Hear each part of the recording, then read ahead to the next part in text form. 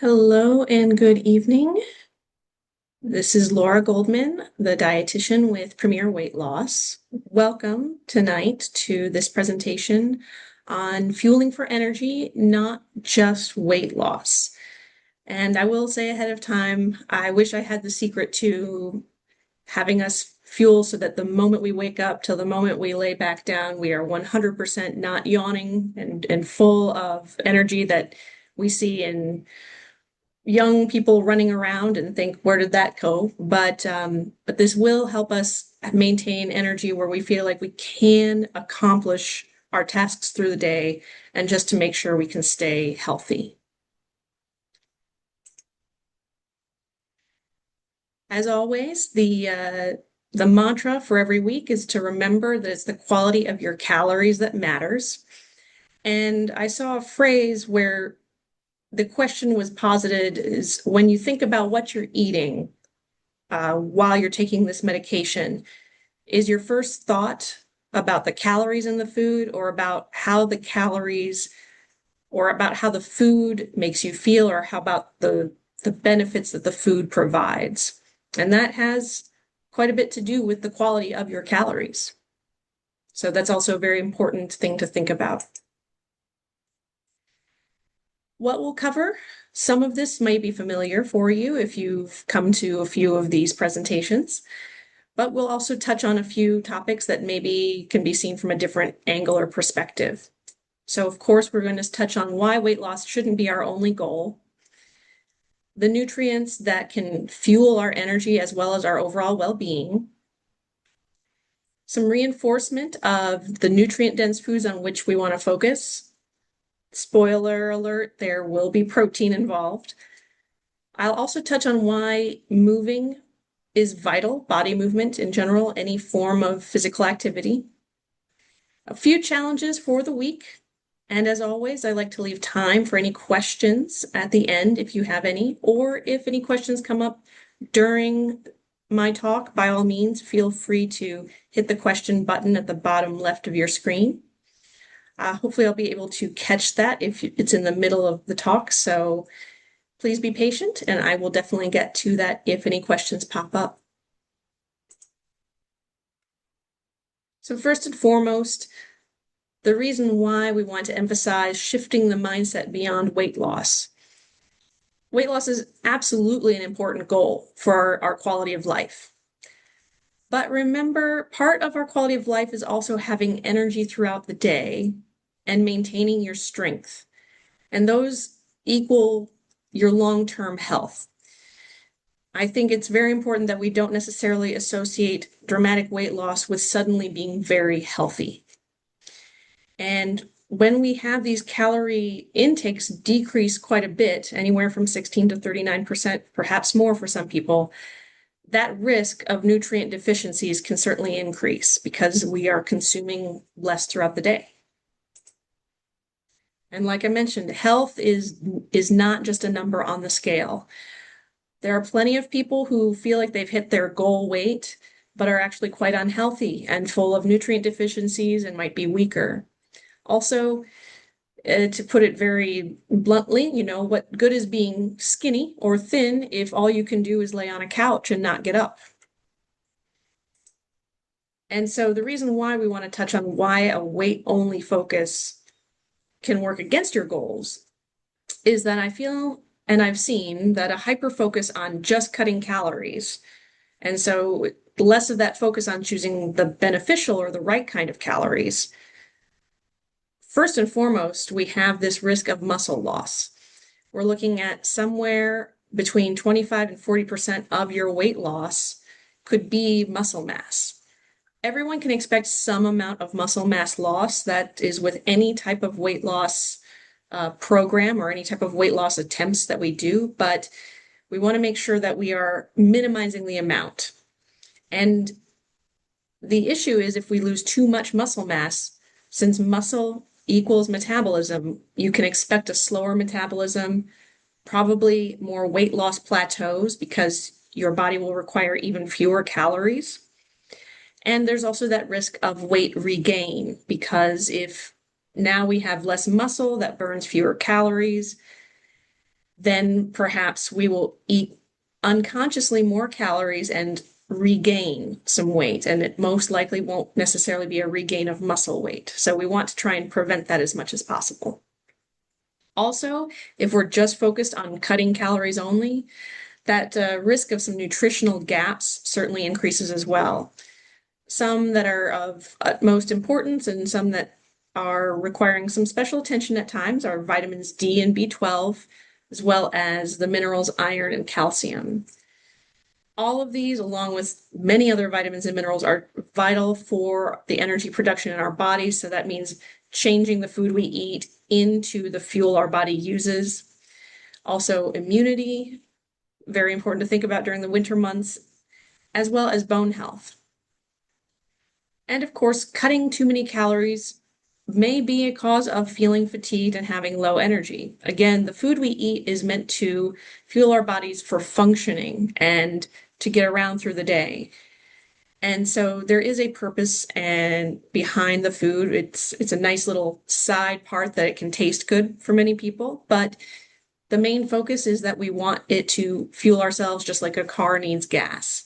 And so if we don't have enough of that, there can be symptoms of lightheadedness or feeling tired and wanting to sleep all the time, as well as a lack of focus or motivation. All of these can be from insufficient nutrition. It doesn't mean that it is, but it is worth considering if you are experiencing these and concerned that maybe you're not eating enough, or at least not enough of the right types of foods.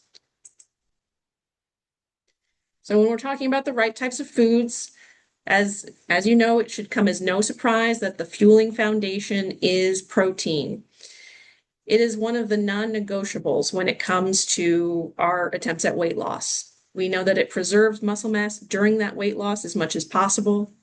And long term, it can help support how you feel, so how full you feel, as well as our general energy and exercise recovery so that you can get back on your feet again. Say you lifted something really heavy or were very, very active one day. Some soreness may be expected, but to recover and get back on the saddle, so to speak, protein is going to be necessary for that, as well as help with the muscle rebuilding after exercise. The general goal range that most people agree on is somewhere around 90 to 120 grams a day, but your individual needs may vary. So, but by all means, if you are concerned about these grams of protein and whether or not that fits you, by all means ask.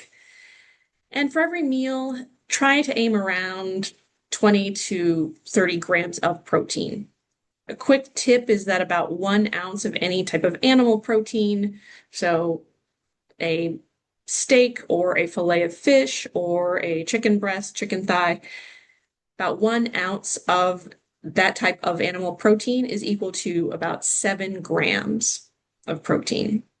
Also, 1 whole egg is equal to about 7 grams of protein, just for some quick calculations in your mind. Also, it's completely acceptable to take a protein supplement. There are quite a few out there nowadays, and if your appetite is low, many times it is much, much easier to drink your protein than it is to try and think about chewing one more chicken breast or what have you.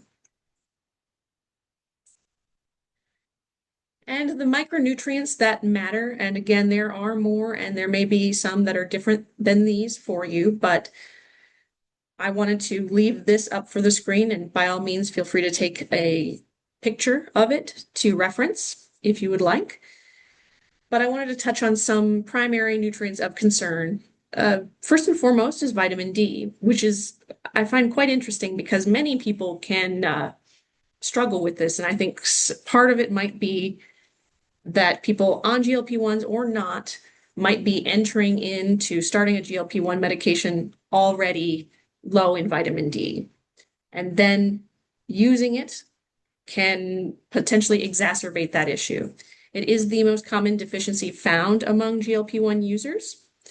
And so some food sources, of course, are fatty fish, as well as some fortified foods like milks or cereals, as well as egg yolks. I'll also mention that vitamin D supplementation may be a reasonable option, and you don't need to necessarily do multiple thousands of units. You may only need 1,000 units a day or even 800 units. The vitamin that you can most commonly get over the counter is vitamin D3. And depending on what your vitamin D level is, if you have ever had that checked in your blood work, that can help guide just how many units or IUs you might see that you would see that number on the bottle there. That can help decide what you might want to take. Secondly, vitamin B12, that is something that is required for nerve function, converting that food into energy, as well as, processing DNA production, making red blood cells, et cetera, et cetera. That is largely found in meat, animal protein products. And so for vegans and vegetarians, that is one area it can get tricky where supplementation of some form may be necessary. You can find vitamin B12 in fortified cereals as well as nutritional yeast. And if you've never tried nutritional yeast but are curious, it has somewhat of a butter adjacent flavor. So putting it on air popped popcorn is actually pretty tasty if you ever want to try that out. Another nutrient of concern is iron, of course, and interestingly enough, there was an article that mentioned and indicated that absorption of iron may be decreased in people who use semaglutide. So that is one of the GLP-1 medications out there. That would be the Ozempic or Wegovy product, and I wouldn't be surprised if that also would move on to the Zepbound or Mounjaro product, that the absorption might just be decreased. That can happen. And absorption can also be decreased from other foods sometimes can block that. But you can unlock that from food if you also have red meat, spinach and leafy greens, legumes with some form of acid. So spinach salad with tomatoes, for example, can help unlock that iron in the spinach. Red meat, and perhaps you have a vinegar with the salad on the side there, or tomatoes. Something that adds that acidity to it to help unlock that a little bit is helpful. And finally on here, calcium. As you well know, it's very essential for bone density and especially during weight loss. So we do want to preserve our bone mass as well. Most people know that it can be found in dairy products as well as any fortified plant milks. Just so you know, you can also find it in calcium set tofu. And some of the green vegetables that are highest in calcium are broccoli and bok choy. So by all means, feel free to include those in your diet as well.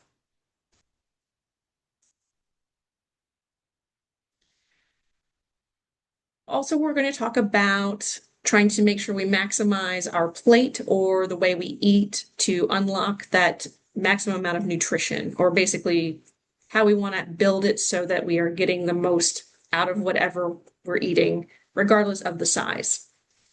So half your plate, and again, regardless of the size of your plate, be those non-starchy vegetables. So the very colorful veggies, the leafy vegetables, the stoplight bell peppers. Color equals nutrition, and each color of the proverbial rainbow will provide some different types of nutrients that can be beneficial. And then on the other half, we've got it divided up in quarters. So quarter of your plate is that ideally lean protein. So chicken, eggs, tofu, or beans. And then a quarter of the plate can be some complex carbohydrates. And there are times where the protein and complex carbs will overlap a bit. So quinoa, for example, does have protein, and it is also a pseudo grain and can count under a complex carb. And then also adding some fats for cooking, because we do need fat in our diet.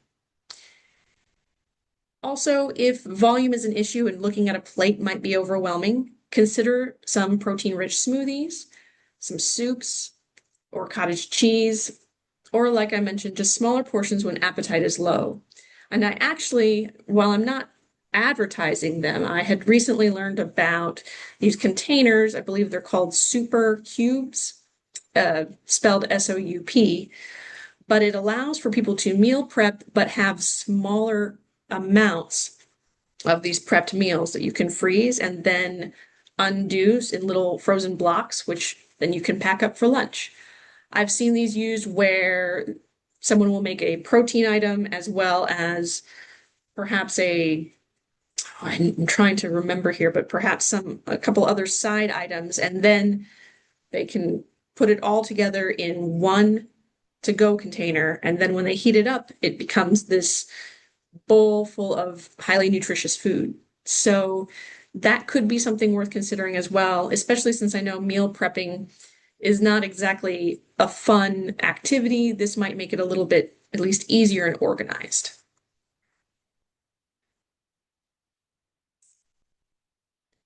I did also want to touch on the movement factor because nutrition as well as physical activity, exercise is really this wonderful hand holding where resistance training, but also movement is that second piece of the puzzle for getting our health on track. Also, the first thing that I have here on this slide is the phrase fatigue leads to more fatigue. And that was something a physician told me many, many years ago when I was complaining about feeling fatigued through the day.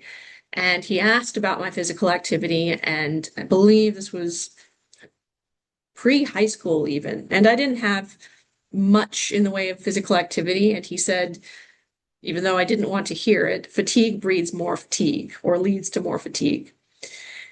And, as loath as I was to say it then, it is true that if you're moving throughout the day, not necessarily stopping as much as possible, that can help with your overall energy levels. And so, even starting out the day with a little bit of movement, moving around, can sort of set the tone for the rest of the day.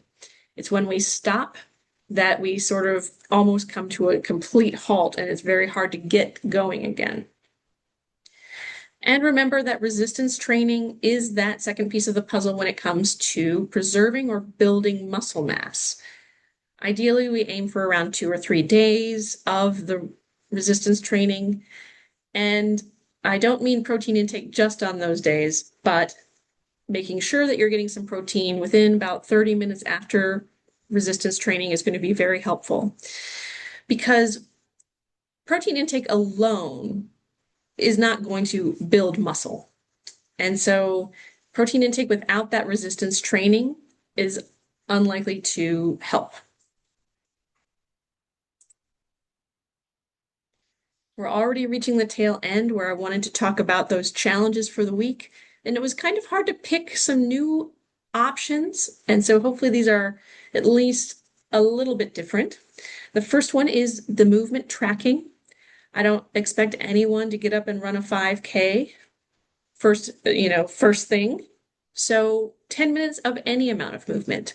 If you can try and add that to your day, each day for the next week, that would be a great goal. If you're already adding quite a bit of movement, say you're walking 30 minutes in a morning, see if you can add 2 minutes here and there in the afternoon. And it doesn't have to be 10 minutes all at once. Or challenge number 2, try and do an energy check-in with yourself. And so once a day, pause and rate your energy level on a scale of 1 to 5. And there are 2 things, actually. I didn't write the second part here, but 2 things that now come to mind. So first of all, what did you eat in the 2 to 3 hours ahead of that time? Was it something very, very heavy? Was it something that was mostly protein? Or do you feel almost famished? It might be helpful for you to check and see, how did this food make me feel? I know that people will tell me if they eat a very carb-heavy lunch, they come back to work in the afternoon like they want to take a nap. But if they have something a little bit lighter without quite as many simple carbohydrates, they feel as though they've got the energy to complete the day. Doesn't necessarily mean desire if they're not enjoying their work, the work that they have ahead of them, but at least they have the ability to complete it and not feel the need for a nap. Also, I would be interested to know, how much have you been moving when you check in with with your energy level? Have you been having a very busy day where you keep on walking around, and has that helped? Or are you checking in on your energy when you're sitting down and feel like you haven't done a lot? That might be a really interesting thing to check into and just find some patterns there. So to tidy all this up and tie it up is to put this together. Just remember that eating for energy and nutrition, those should have the same or similar priority as eating for weight loss. You can get all of these to work together. And so it's very important to do our best to get that way because then we're also looking at the long-term outcomes of our weight loss journey. Remember that nutrient-dense foods, so foods that are high in protein and or micronutrients, as well as other necessary macronutrients, of course, can help protect our muscle mass, support our energy throughout the day, and avoid those nutrient deficiencies. Don't forget to move throughout the day. It's one of those things that as a dietitian, I even will forget sometimes to mention, but movement is very important. As much as you can, don't necessarily overdo it. And remember that small gradual changes add up. Just like I mentioned, adding 10 extra minutes of activity, that still adds up, and that's still more progress than perhaps you had the day before or the week before. And so give yourself credit for that. And with that, I'd like to open this up to questions. Feel free to hit that bottom left hand button if you have any. Or, of course, if you do come up with questions that you would not like to ask on here or just think of it later, by all means, please reach out to the Premier Weight Loss staff and they can get you in touch with me. And I'll be happy to answer them. All right, I'll wait here for just a few minutes.